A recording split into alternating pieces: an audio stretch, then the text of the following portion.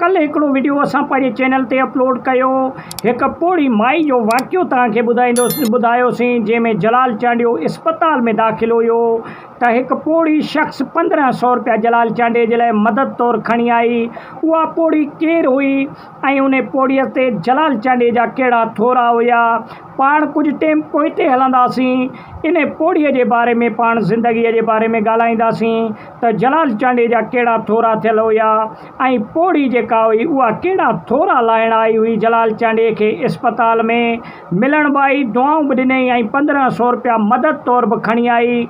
इहा उन पोड़ी शख़्स खे शाबस हुई, लेकिन उहा हिकु ओॾण शख़्स हुई जंहिंजो कुझु टाइम अॻु में पुटु नौजवान थियो ऐं पुट खे शादी न पई थिए। इन ई शर्त जे मुताबिक़ त जलाल चांडियो जेसिताईं तुंहिंजे पुट जी शादीअ में अची ॻाईंदो न तेसिताईं तुंहिंजे पुट खे बांह असां न ॾींदासीं।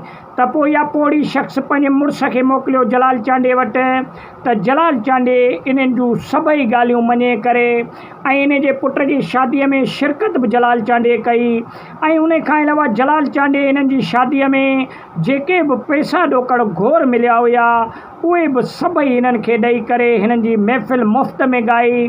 ऐं इन पोड़ी औरत जी पुट जी शादी ईअं थी उहो थोरो जलाल चांडे जी पोड़ीअ खे अञा बि यादि हुयो।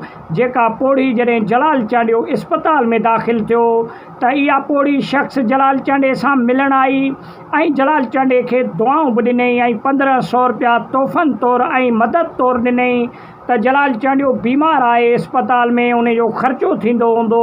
पोइ जेका बि पोड़ी वटि जमा पूंजी हुई उहा पोड़ी खणी अची जलाल चांडे खे तोहफ़नि तौरु ॾिनो।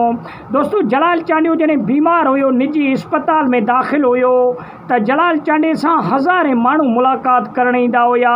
के फ्रूट खणी ईंदा हुया, के बोतलूं खणी ईंदा हुया, के अजरकूं खणी ईंदा हुया ऐं के पैसा ॾोकड़ बि जलाल चांडे जे लाइ खणी ईंदा हुया।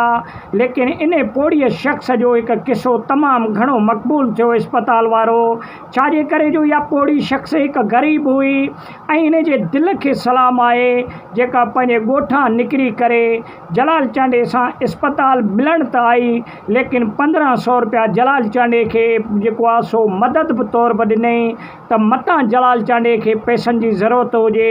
जलाल चांडियो इस्पताल में दाख़िल आहे त हालांकि जलाल चांडियो त हिकु पैसे वारो ऐं अलाह ताला उनखे गंज ॾेई छॾियो हुयो।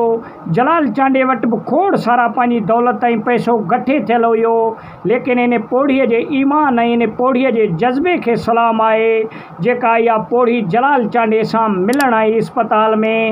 दोस्तो, वॾी महिरबानी। उमेदु आहे त नंढो वीडियो पसंदि आयो हूंदो। वीडियो खे लाइक ऐं शेयर कयो।